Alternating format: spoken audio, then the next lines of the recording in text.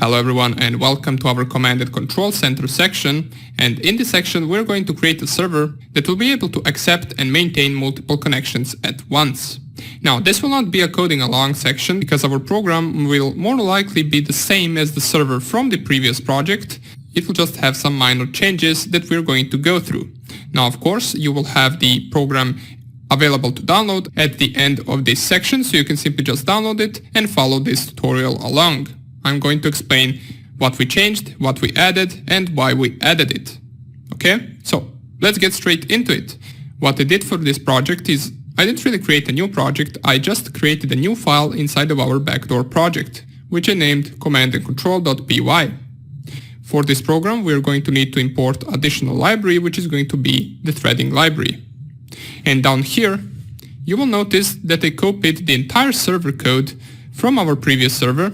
All of the functions, such as reliable receive, reliable send, upload file, download file, and target communication, all was copied to this program. All of those functions.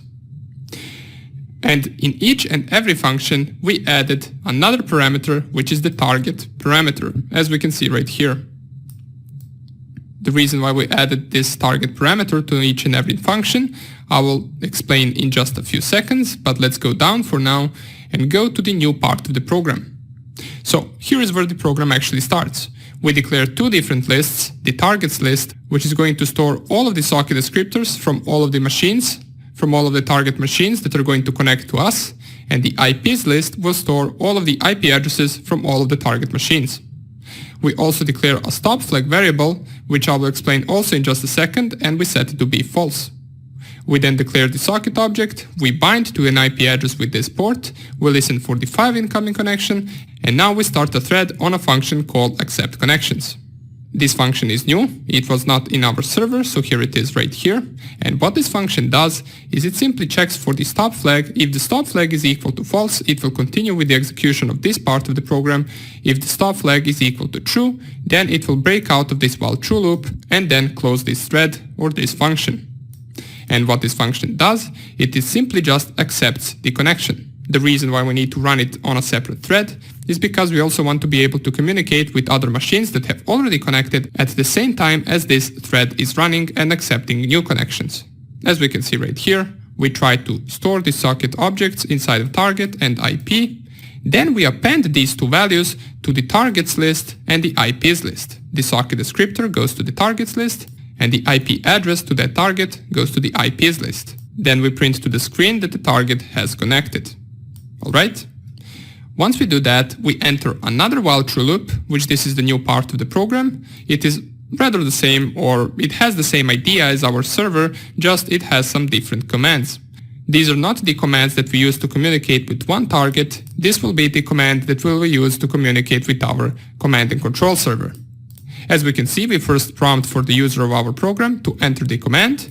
If command equals to targets, that means that the user wants to print all of the targets that are connected to our server.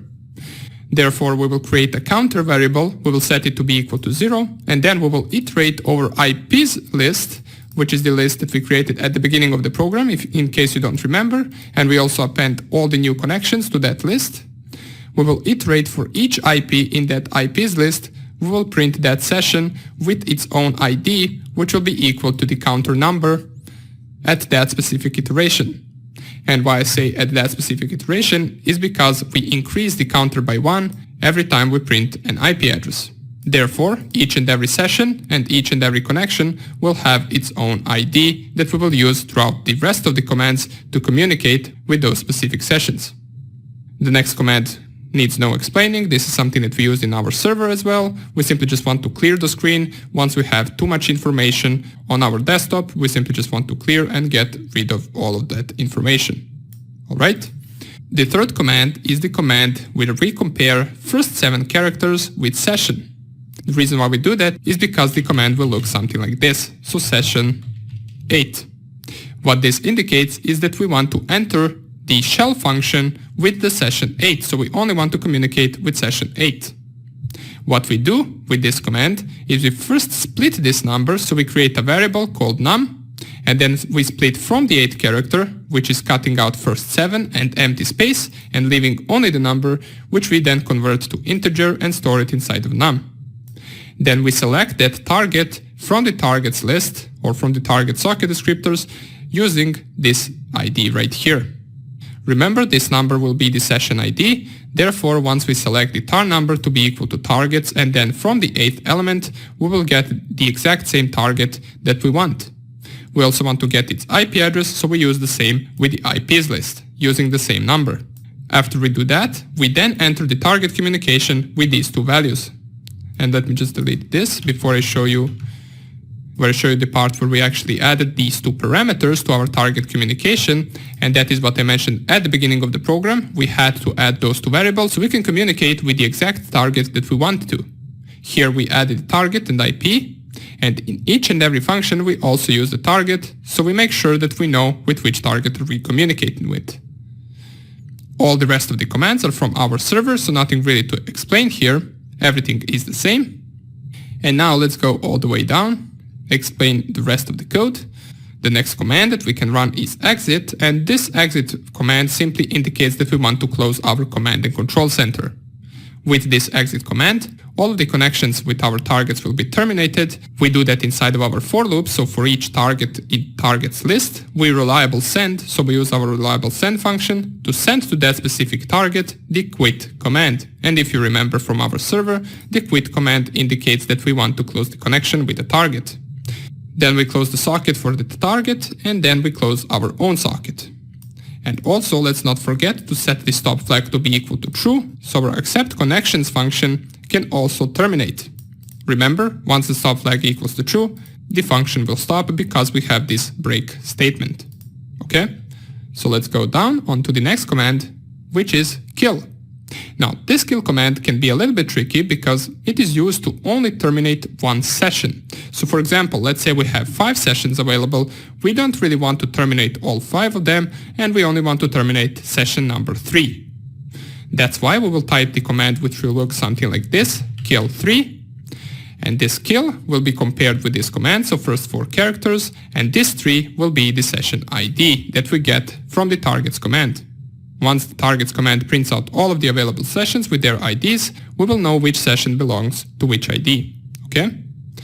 Then we can kill session number 3 if we want, which we do by setting up the target first. So the target socket descriptor will be equal to targets list, and then the integer of the number that we specified next to kill. The IP will be the same thing, just with IPs list. Then we use reliable send function again to send only to that one target the quit command. We then close that target socket object and we remove that target from our lists, so it no longer stays there. And the last but not least command, which is one of the most important, is the send all command. Now this send all command also requires us to add some part of the code inside of our backdoor, which I'll show in just a second, but let's cover it first here. So we compare the command with send all, and this send all command simply does as it says. It sends the command to all the targets that are connected. We first of all initiate a variable, which is going to be the length of the targets list. We print x, so we know how many targets we have connected. We set the I variable to be equal to 0, and then we enter a while loop.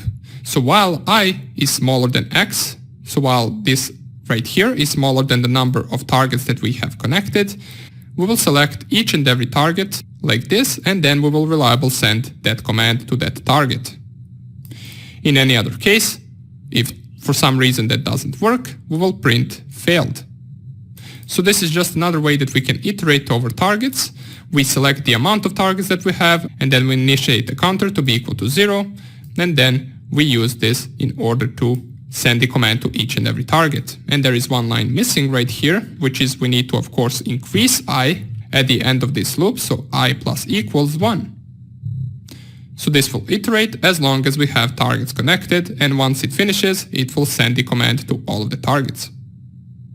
And in the final else case, we will print to the screen that the command doesn't exist. And this else is a part of this bigger else if statement. Okay? So this is our entire command and control center. Feel free to go over this video one more time in case there is something that you do not understand, because This program can be a little bit tricky. Of course, also feel free to ask question in Q&A section if you'd like. And right now, let's add the part of the code that is missing from the backdoor in order for this send all function to work. We need to go to our backdoor, scroll all the way down into our shell function and add an else if statement. This else if statement will be else if command and then first 7 characters equal to send all. We then want to execute that command. So subprocess.popen, and the command itself will be what comes after this send all. That's why we need to strip this send all with the empty space, so command, and then from the 8th character till the end. And we need to set the other parameters as well, such as shell equals true. And let's copy the rest of the parameters from the line above, like this. std in also equals to subprocess.pipe. Okay, so these two lines are basically the same, just in this line where we use the send all command, we strip the first 8 characters, and we also don't store it anywhere as we do inside of this statement right here where we want to execute it. Since we are not really returning any output, that's why we don't need to store it. We only want to execute that command. Okay, so now that everything is set to go, in the next video we're going to perform the final test of our backdoor and our command and control center and see how they all work together. Okay, thank you for watching and I will see you in the next lecture. Bye!